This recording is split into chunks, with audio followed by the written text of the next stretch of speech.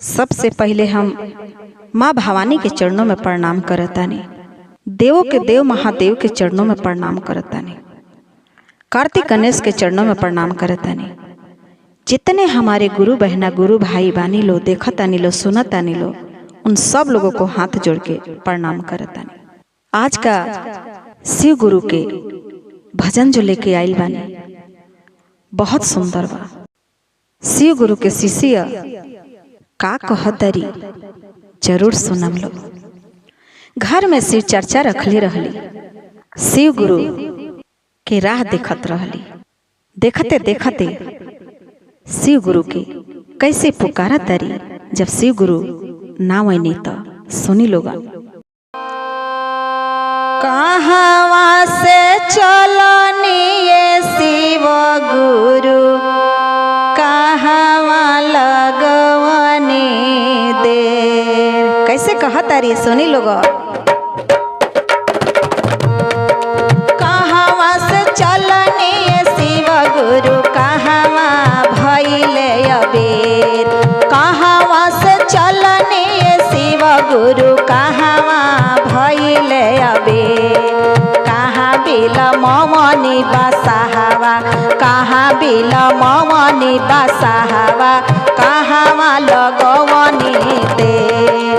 कहाँ बिल ममनी बसाहवा, कहाँ लगवनी देर।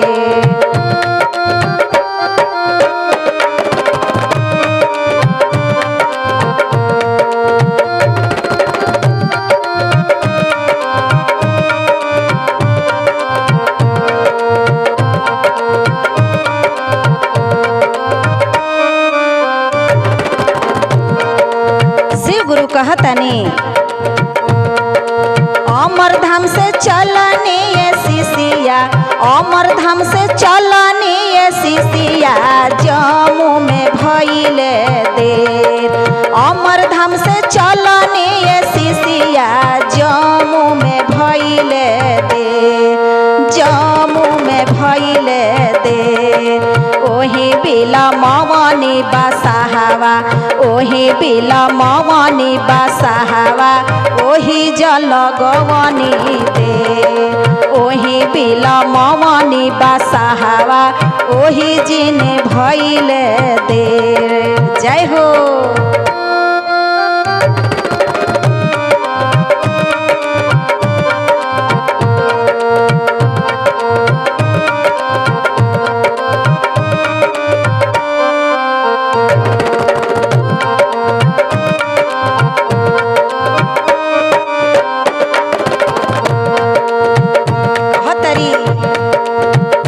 हमारे शिव गुरु लगनी कहे अपना भेद बतावे लगनी अपने शिष्या से। का कहतनी नासिक से चलनी ये शिष्या, नासिक से चलनी ये शिष्या, विंध्याचल भइले देर। नासिक से चलनी ये शिष्या, विंध्याचल भइले देर। ओही जिरु कवनी बसाहवा, ओही जन बिलमले बसाहवा, ओही जिन भइले देर।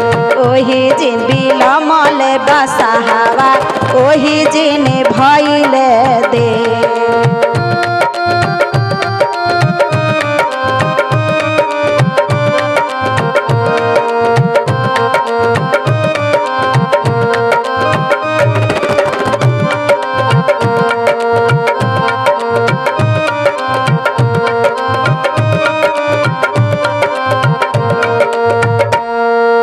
भोले बाबा कैलाश से चलनी हो शिष्या, कैलाश से चलनी हो शिष्या, हिमाचल में भइले दे। कैलाश से चलनी हो शिष्या, हिमाचल में भइले दे। ओही बिला मवनी बसाहवा, ओही बिला मवनी बसाहवा, हा गौरा जी से भइले देर। ओही बिला मवनी बसाहवा, गौरा जी से भइले देर।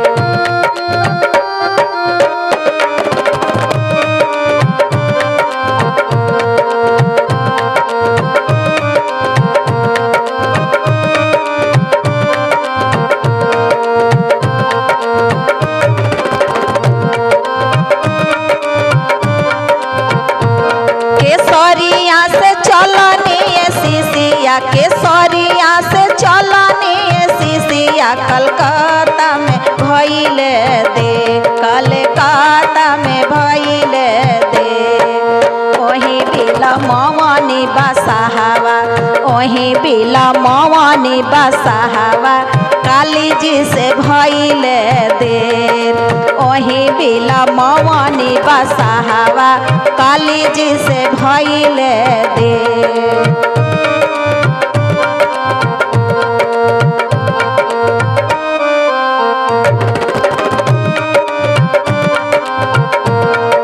सतसंग से चलनी शिष्या प्रवचन में भइले दे, सतसंग से चलनी शिष्या प्रवचन में भइले दे।